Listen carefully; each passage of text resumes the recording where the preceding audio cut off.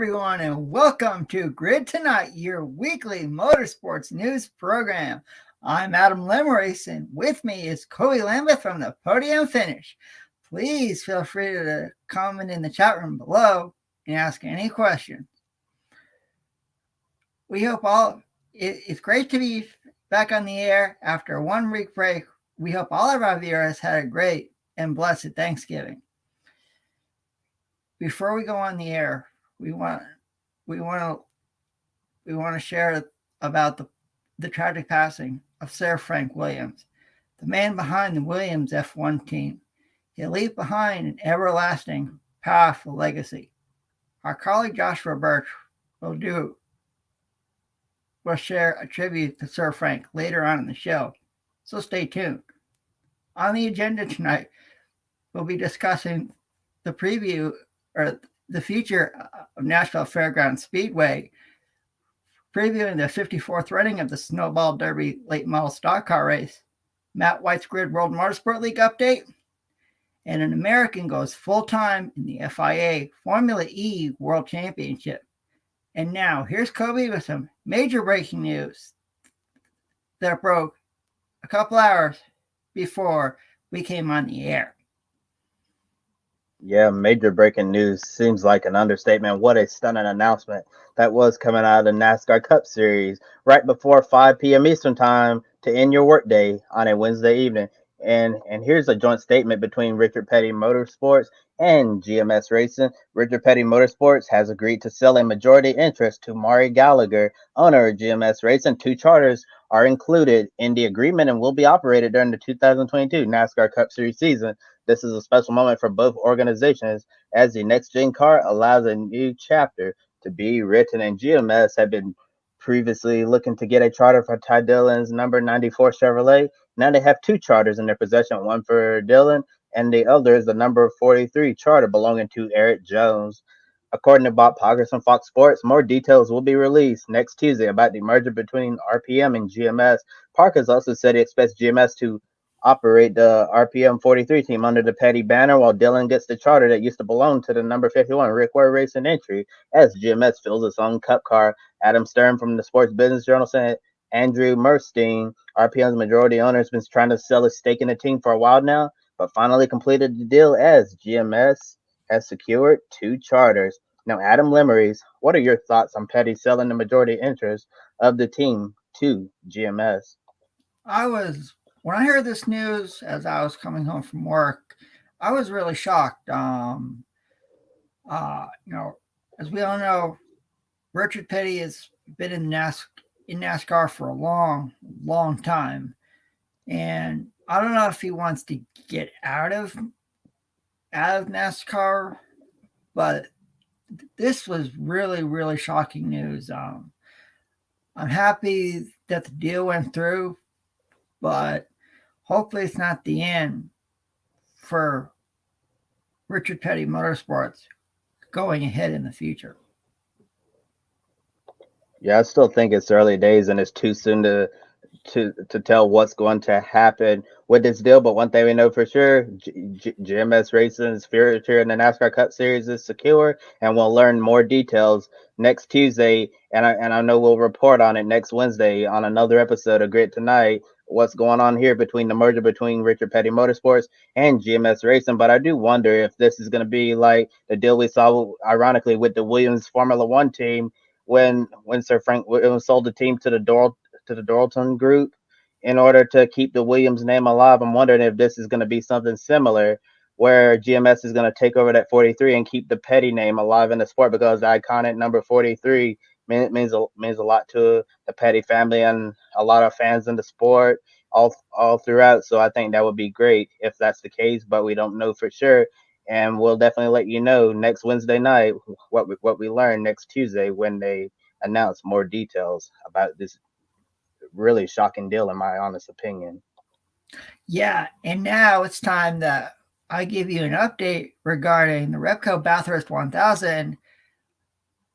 Practice 1 has just completed. So here is the top 5.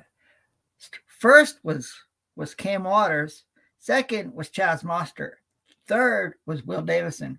Fourth was James Courtney. And fifth was Mark Frosty Winterbottom. Now, if you watch the race this weekend and you expect to see Shane Van Gisbergen and his co-driver Garth Tander in the number 97, well, something happened. You see, not only is Jamie Whincup, not only is it Jamie Whincup's last drive as a full-time racer, it's also Roland Dane will also be departing the team as well, as Jamie Whincup next year takes over Roland's spot as team manager. So they want to do something special, and so they want to.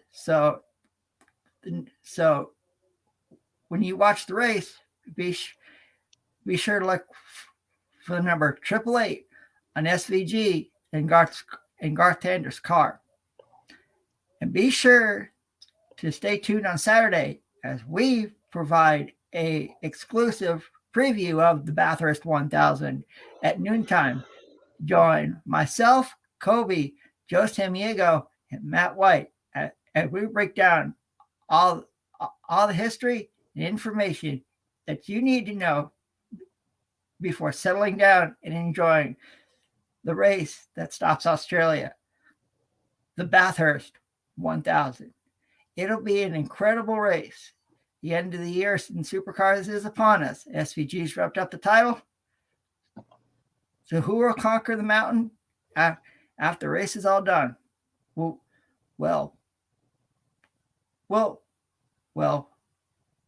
let you know Saturday at noon. Yeah, the Grid Network team will definitely make sure all of our viewers are ready and prepared for this year's running of the iconic Bathurst 1000.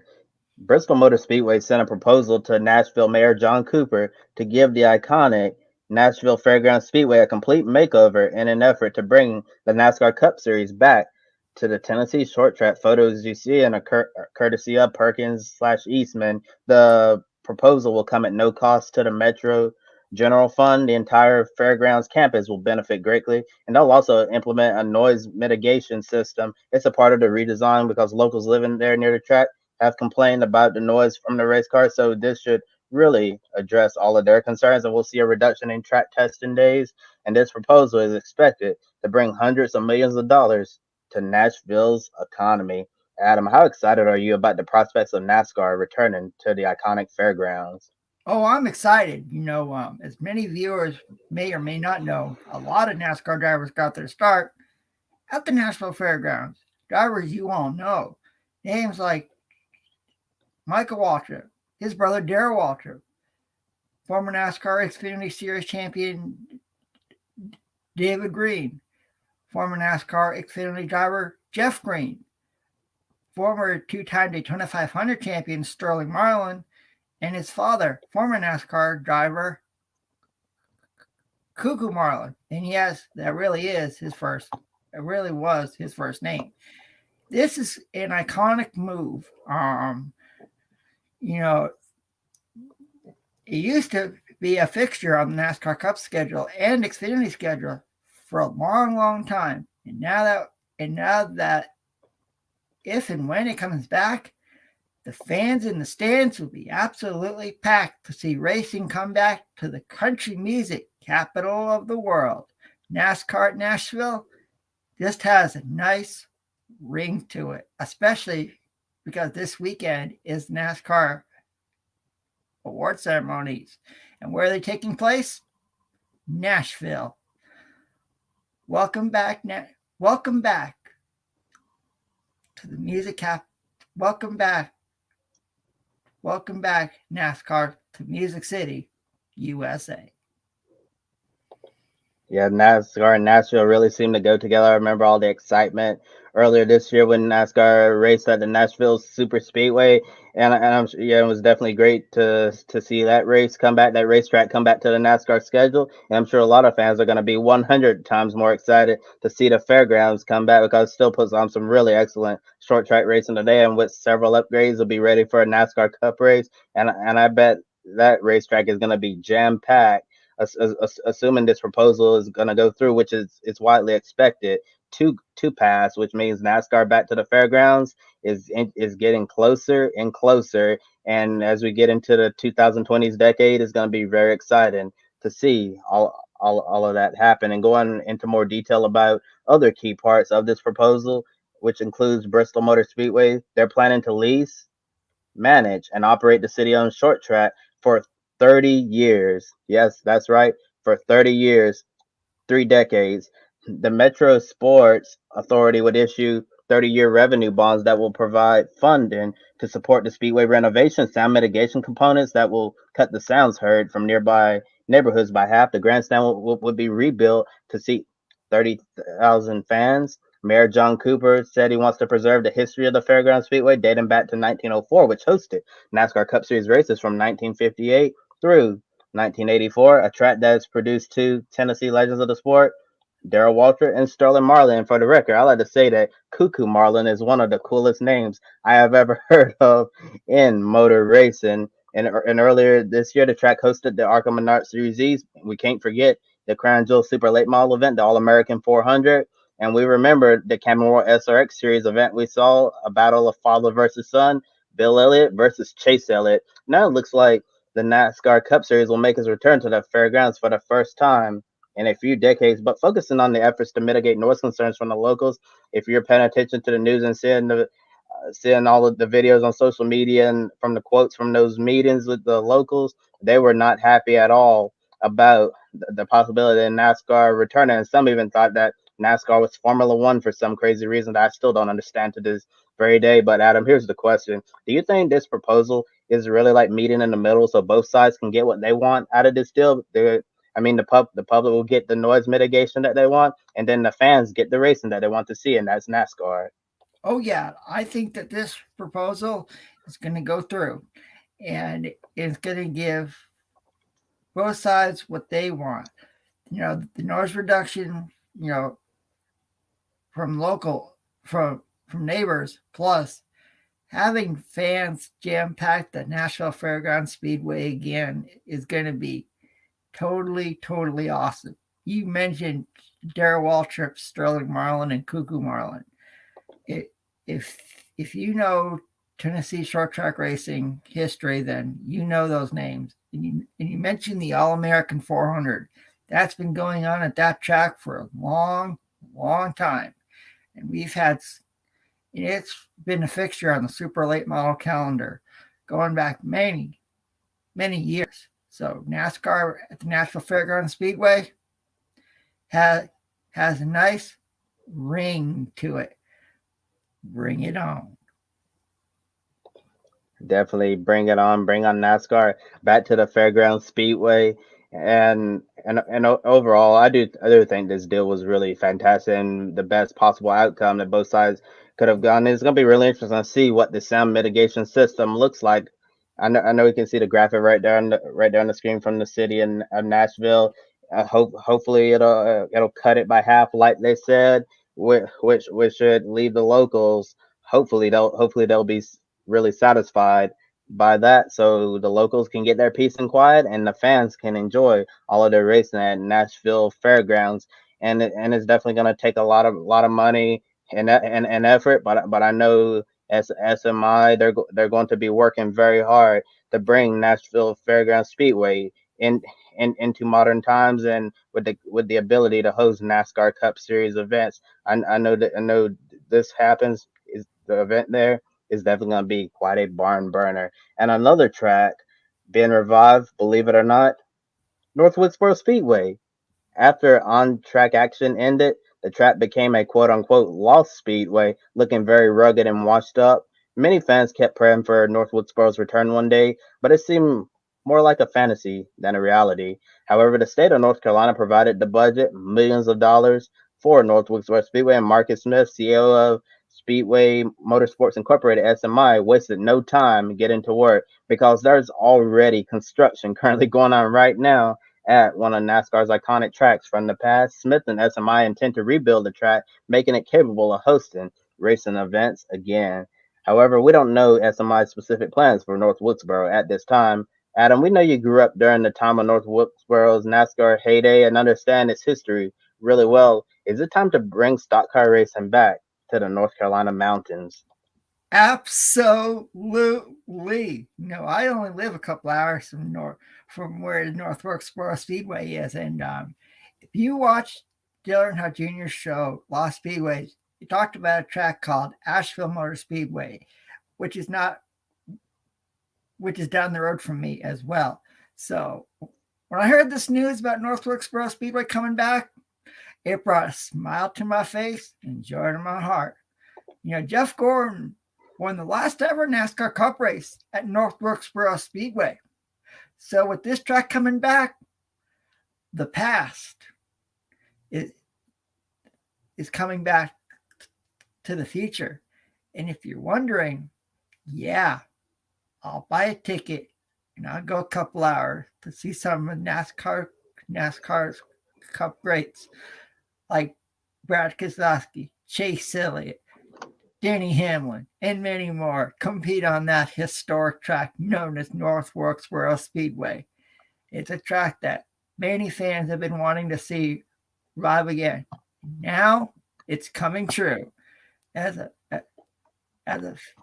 I can say is, welcome back to NASCAR North Wilkesboro Speedway. Well, Adam, we don't know 100% for sure whether or not North Wilkesboro Speedway is going to be back on the NASCAR schedule in the next couple of years, but signs are pointing to that's it could potentially be the case because we know that it's a much older facility. There's SMI is going to have to pour all of the money they were given to the state into this project. It's going to be a full team hands-on effort to bring this track into modern times, and it's going to be really interesting to follow the progress and see if SMI is going to give us updates of what they plan to do with the speedway. All we know at this time that they plan to fix it up and make it capable of hosting modern day racing events. But I do agree with you. I think it'll be great to see NASCAR stock car racing back in the North Carolina mountains after so many years away. You remember last year they were running this track on iRace, and and everyone's just enjoying a blast from the past. Been like, it's nice to have this history here, but not so fast. It looks like Marcus Smith really pouring all of the dollars and his team and his SMI team into this project, and they're going to try to turn what we thought we had lost and bring it back to life. And I think that would be really great for NASCAR. I think it's good what they're doing. Potentially bringing back North Wilkesboro, and also getting the Fairgrounds Speedway back on the schedule in the future. I think it's really good to have a mix of your current tracks, new tracks like we saw at the Bristol Dirt, the LA Coliseum coming up with the Busch Clash, and potentially a street course down the road. But also with the new and the current, it's good to have a little bit of old as well, have some of that nostalgia come into play. Oh yeah, that'd be a fan's dream NASCAR schedule. And switching over to some IndyCar news, Arrow McLaren's SP and IndyCar drivers will be competing in endurance race in the Middle East in January 2022. Pato O'Ward and Felix Rosenqvist will be teaming up in a McLaren GT4 at the Gulf 12 hours of at the Yas Marina circuit in Abu Dhabi. They'll be sharing a McLaren GT4 with United Autosports co-owners Richard Dean and McLaren Racing CEO Zach Brown. And be sure to follow us on social media to see how they do in that race next year. On Sunday afternoon, one of the most prestigious super late model races in the country is taking place in Pensacola, Florida. That's right, Five Flags Speedway is hosting the 54th running of the Snowball Derby, a 300-lap event that often sees beating and banging, tempers flaring, short track stars all across America, NASCAR stars, and the race winner, fearing the infamous post-race tech, aka the Room of Doom, and Ricky Brooks. The best of the best want to win this crown jewel event. We've seen some of stock car racing's biggest names win the Snowball Derby. Kyle Busch and Chase Elliott, who both raced here last year, have won the race a combined 4 times, with each NASCAR Cup Series champion having 2 apiece. NASCAR legends Donnie Allison, Darrell Waltrip have wins here many years ago. However, the driver who holds the record for the most Snowball Derby wins at 5, that's Rich Bickle, who is making this race his final career start this weekend before retiring from racing altogether. And Rich Bickle won the Snowball Derby in 1990, 1991, 1996, 1998, and 1999, the year I was born. And Adam, for all of our viewers out there who are unfamiliar with Rich Bickle, what can you share about his racing career? Well, Rich Bickle has competed is a Wisconsin short track legend. He joins names like the late great Alan Kowicki and former NASCAR drivers Matt Kenseth, Ted Musgrave, and Wisconsin Rapids, Wisconsin's own Dick Trickle, who's also a short track legend. Rich has competed in all three NASCAR major series: Cup Series, Xfinity Series, and Truck Series. Rich's career goes back a long, long way. So I think it's pretty cool that he ended on a high, competing at this historic super late model event at Pensacola, Florida. Actually, Rich Bickle competed in the Camping World Truck Series with Richard Petty Motorsports back in the day. So Rich Bickle is a historic and iconic name in short track racing, especially in the state of Wisconsin. Yes, Rich Bickle is definitely very popular in the state of Wisconsin, and especially with all of his success in the Slingers National, all of the wins and good runs he's had up there. And we actually have the 2021 Slinger Nationals champion entered in the Snowball Derby this year, and this is his very first time at Five Flag Speedway and competing in this iconic event. If you watched SRX during the summer, you might remember this guy here on the screen. His name is Luke Fenhouse, photo courtesy of Luke Fenhouse Racing. Winning the Slinger Nationals got him the open SRX ride, and he really impressed a lot of people, racing clean, everyone clean, and taking the fight to Tony Stewart lap after lap. Now he's competing in the Snowball Derby for the very first time and learning Five Flag Speedway after all the experience he has at Slinger Speedway. So, Adam, we saw Luke Fenhouse rise to the occasion on the national stage in prime time on CBS, racing in SRX against some of motorsports' legends. Can Luke Fenhouse do the same in Pensacola and rise to the occasion once again? Oh, absolutely. You know, you mentioned the Slinger Nationals. You know, that's also that's also a that's also a historic super late model event up in Wisconsin. And yeah, I give Luke Fenhouse a shot to win the Snowball Derby this weekend. Um, he's considered to be one of the nation's premier super late model short track drivers. So yeah, I give Luke Fenhouse at least an 80% chance to win the historic Snowball Derby on Sunday. Yeah, but first we'll have to see if Luke Fenhouse is going to qualify for the Snowball Derby first. So it's really going to be interesting to see how he does at this racetrack. We all, like I said, we all know all the laps and experience he has at Slinger, but coming to Five Flag Speedway for the Snowball Derby, this is an entirely different animal than what he's used to up there racing at Slinger. But I think he's a really talented young race car driver, and he'll be able to adapt well. Make sure he need to have good speed for qualifying so he can lock himself into the show and then go out there and put on a show. And maybe if he goes out there, does extremely well, or even wins the Snowball Derby, this will further open the door up for him as he tries to progress in his racing career. But I definitely think that this is a young man that a lot of NASCAR teams need to be paying attention to because I remember that SRX race well. When he won the Slinger Nationals, nobody really knew who Luke Fenhouse was, to be honest with you.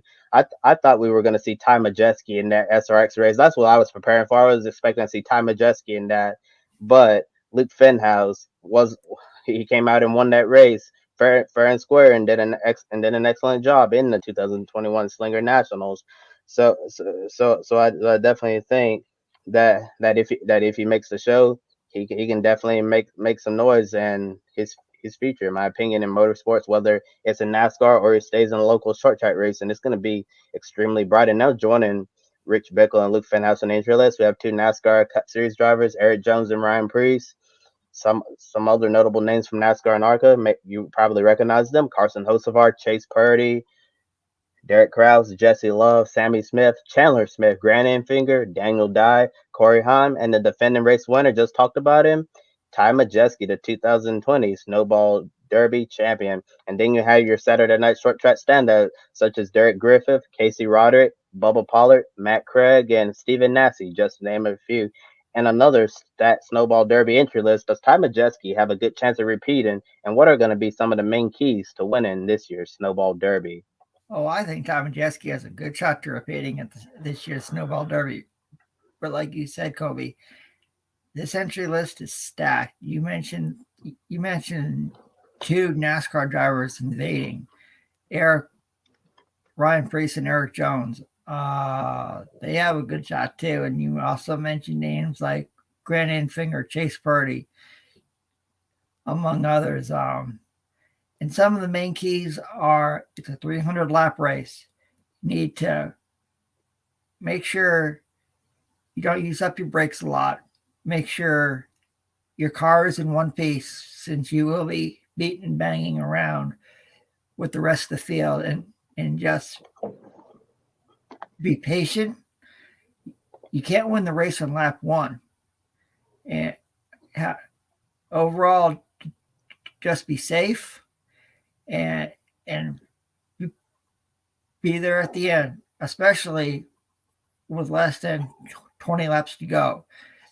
This is one of the great all-time super late model races in the country, and it'll be a great way to end the 2021 motorsports season.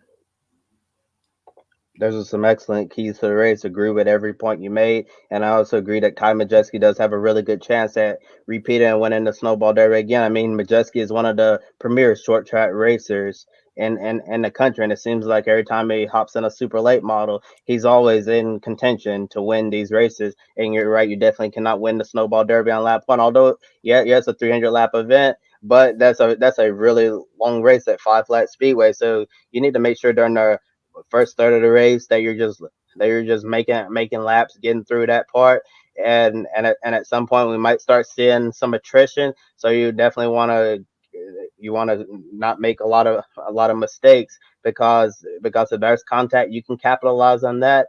And let's say if you're starting 15th through 20th, although that's probably not the starting spot most drivers would want. If that's chaos ahead and you stay out of trouble, you can capitalize and go out there and win the Snowball Derby. And it's really going to be a lot of fun to watch this one. The Snowball Derby never disappoint. There's always something to talk about after this iconic super late model stock car race. And we encourage all of our viewers in the chat room below to participate and pick a winner. Tell us who you think will win the 54th running of the Snowball Derby, and we'll have a recap of the race on next Wednesday's episode of Grid Tonight. The 300 lap race gets underway on Sunday afternoon at 1 p.m. Eastern Time.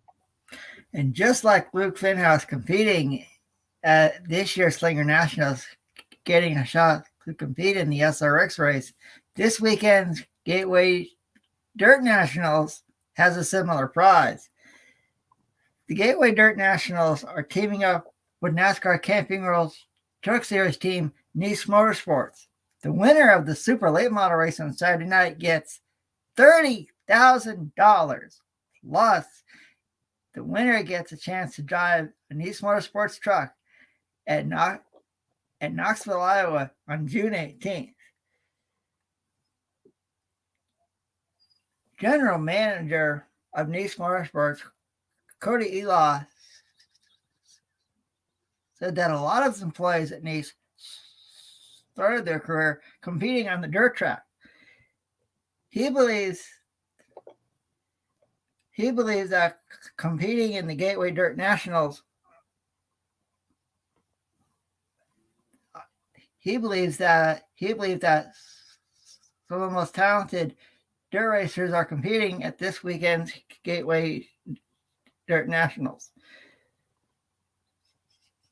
So he wants to use NASCAR Motorsports to give one lucky driver an opportunity to compete at a NASCAR race. A lot of drivers, a lot of dirt racers dream of competing in NASCAR, but many never get the opportunity because of lack of funding. Now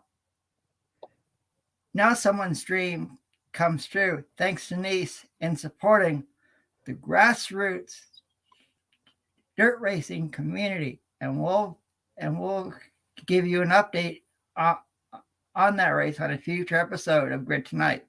Now here's Matt White with the Grid World Motorsport League update.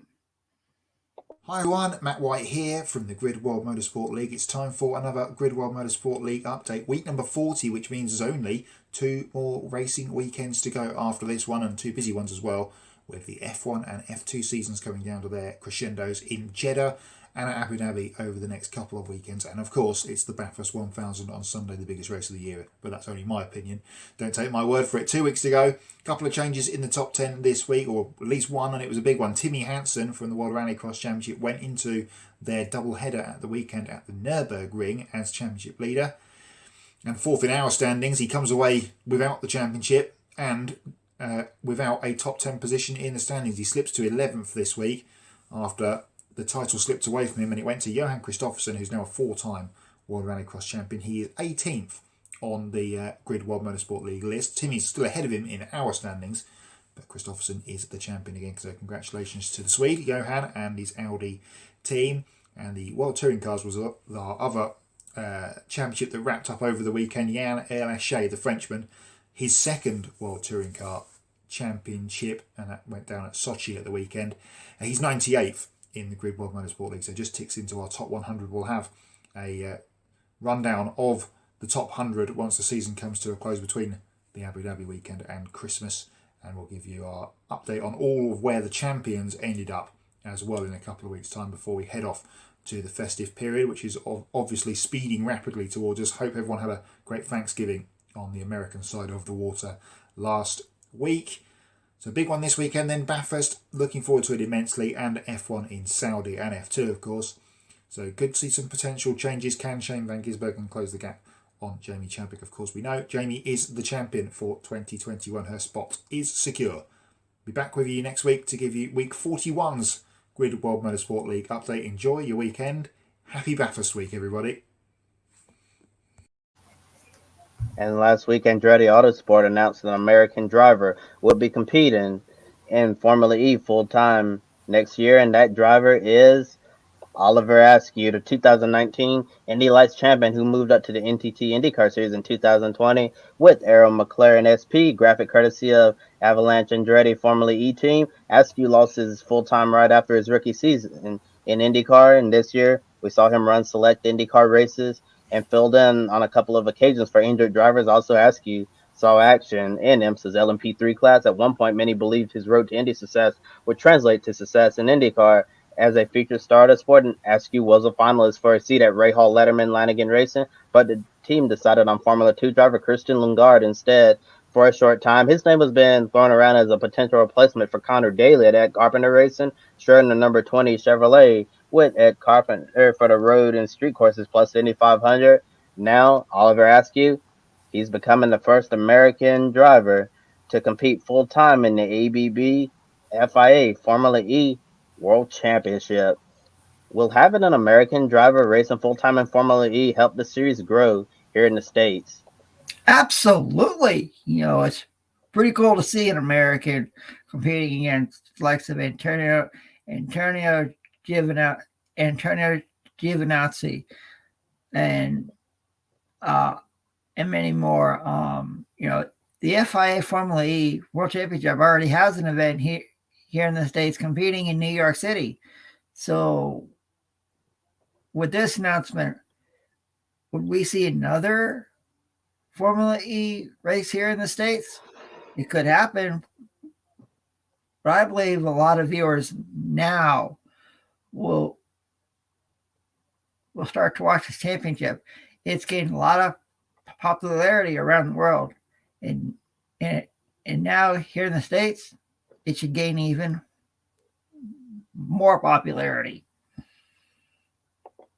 I'm actually not sure if having an American driver will help Formula E in this case. I know a lot of people, well, fans like to say that Formula E is not their cup of tea since it's not your traditional motor racing. But I really think Formula E is really unique and in its own way, and it's going to have its own certain type of fan base, different from what you consider your traditional motorsports. But I did think since Oliver Askew is is a name that a lot of people recognize here in the States from IndyCar. Maybe those who previously didn't pay attention to Formula E will have one eye on the championship now, looking to see what he's doing. I don't know if it's gonna lead to a massive increase of viewers watching Formula E here in the United States, but I definitely think it's great to have an American racing in a FIA World Championship that Formula E is because Formula E, IndyCar, those are definitely one of the best series to be in if you can't make it to the pinnacle of motorsport in Formula One. I think Formula E is definitely going to be an interesting challenge for Oliver Askew, who really had all of his sights set on IndyCar, but now that focus is going to be shifting over to racing all over the world in a world championship that is Formula E. And when Askew won his Indy Lights title, he was driving for Andretti Autosport at the time. Now the two parties are reunited for that adventure together across the globe in Formula E. However, it seems like Askew may really have some unfinished business in IndyCar. Andretti still hasn't announced if they'll fill an extra entry for the 2022 Indianapolis 500, but we do know they'll have Colton Herta, Alexander Rossi, Roman Grosjean, and Devlin DeFrancesco, and likely Marco Andretti in that 98, bringing their Indy lineup to 5 cars. This year, they did a sixth entry with Stephen Wilson, that number 25 Honda, and should be a highly contested seat if they decide to field another one. And looking at the calendars, there's no scheduling conflicts between Formula E and IndyCar. Adam, could you see a scenario where Oliver Askew races full time in Formula E, but also adds the 2022 Indy 500 to his schedule with Andretti Autosport? Or do you think it's just best for Oliver to simply focus on Formula E without any major distractions? I think it'd be kind of cool if Oliver Askew could compete in the 2022 Indy 500 and still compete full time in Formula E. If that were to happen, uh, if eyes aren't tuned into Formula E before that, maybe Oliver competing in the Indy 500 would get viewers to watch him compete over in Formula E. I hope it really does happen. I know you mentioned Kobe. There's potentially going to be, there could be.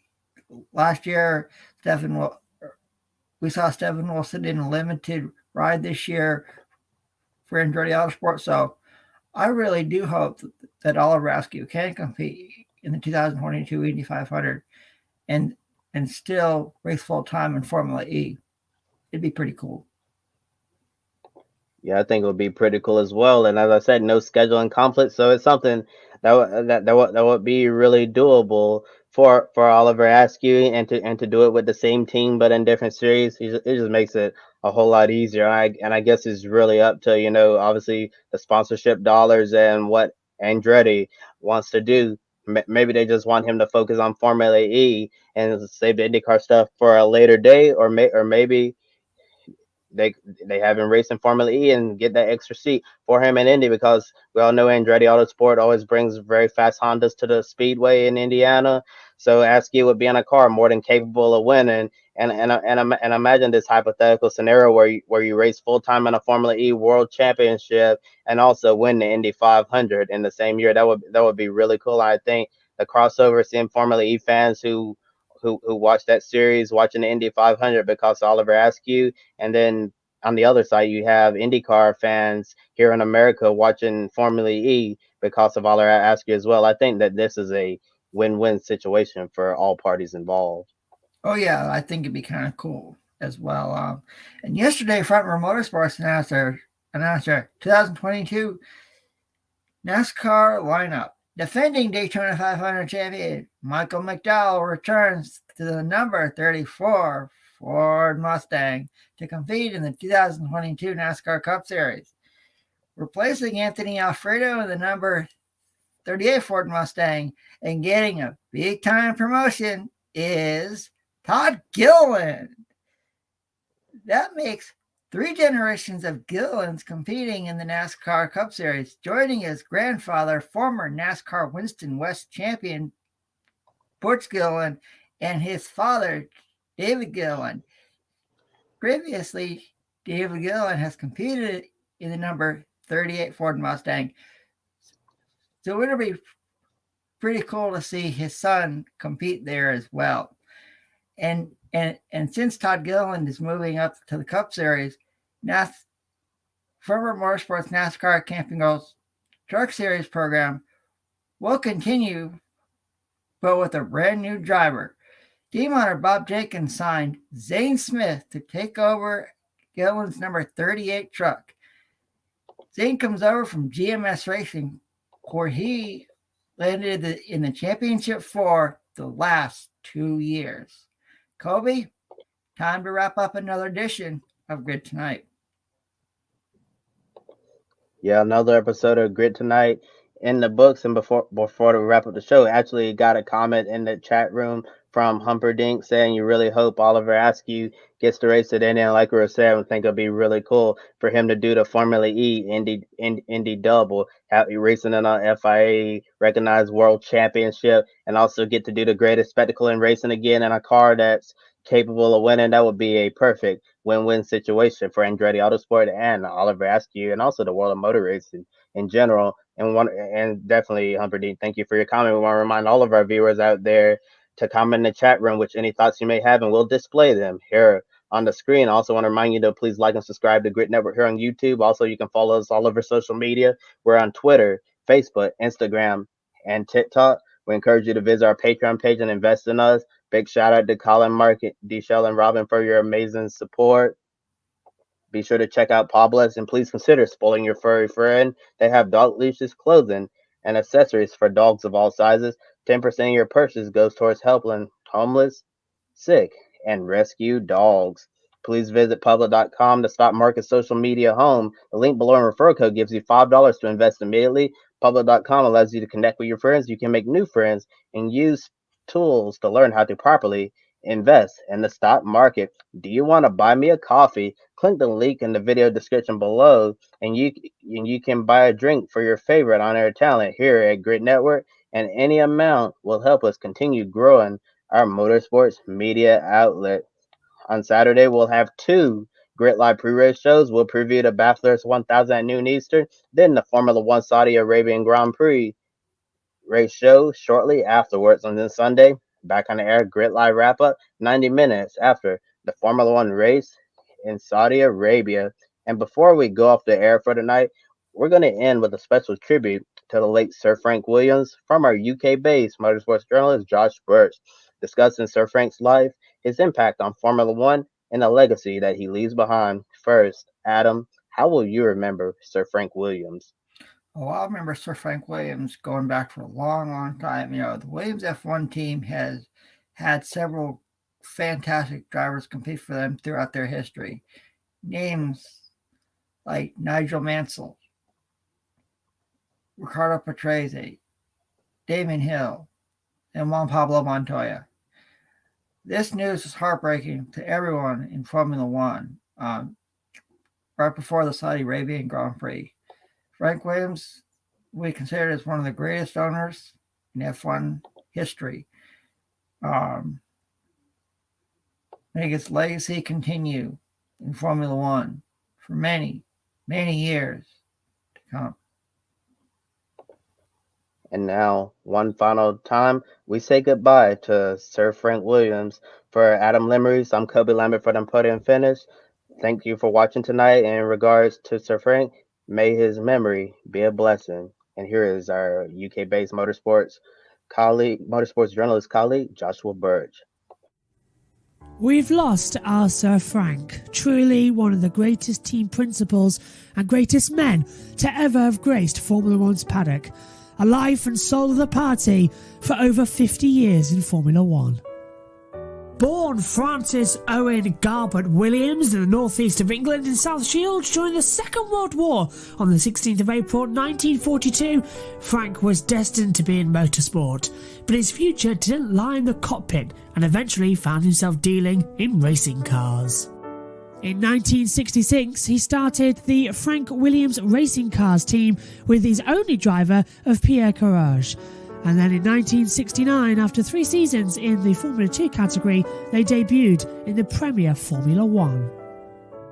The team's only car was a second-hand Brabham chassis, and the team was a skeleton staff. Despite all the odds, the team finished on the podium in only their second race at Monaco, and also claimed second in the United States Grand Prix at Watkins Glen. However, the team hit tragedy at the 1970 Dutch Grand Prix at Zandvoort when Pierre Courage was killed in an accident at the last corner. Sir Frank was devastated but vowed to continue on in motorsport, dedicating his future success to Pierre Courage. With debt mounting up as the seasons passed, Sir Frank sold his Williams team to businessman Walter Wolff in 1976. Frank stayed on as team boss for 1976, but at the season end decided to try for a second time, creating the now well-known Williams team. Sir Frank teamed up with ambitious young engineer by the name of Patrick Head, who only the previous year had hired him at Wolff. At first, the team were based out of an old carpet warehouse, but after signing the young, fast Australian driver of Alan Jones and as a sponsorship deal from the Middle East, the team had finally become players in the field. Their first podium arrived in 1978, but the following season in 1979 was full with success, 5 race victories. The first of which was at Silverstone in 1979, a very fitting place for the team's first victory.